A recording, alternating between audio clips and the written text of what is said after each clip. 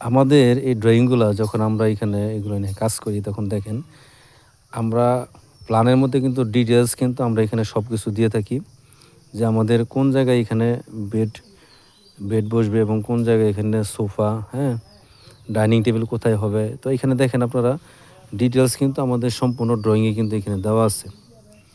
এবং আপনারা দেখেন যে বাথরুমের ভিতরে কোথায় আমাদের কমোড বসবে এবং কোথায় এখানে বেসিং আছে, ঝর্ণা আছে, এগুলো কিন্তু আমরা ডিটেলসে কিন্তু দিয়ে থাকি। এই ড্রয়িংটা যখন একটা মালিক হাতে নিবে তখন কিন্তু আসলে সে দেখেই কিন্তু অনেক কিছু এখানে বুঝতে পারবে।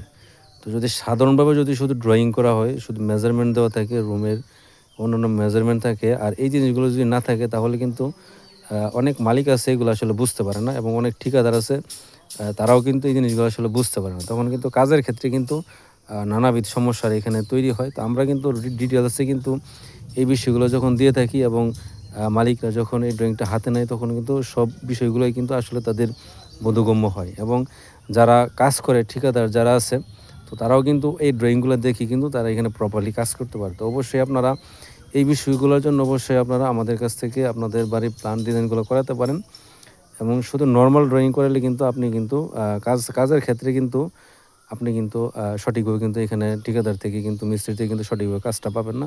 তো অবশ্যই এই বিষয়গুলো খেয়াল রেখে আপনারা অবশ্যই আমাদের কাছ থেকে কাজগুলো করাবেন। আমাদের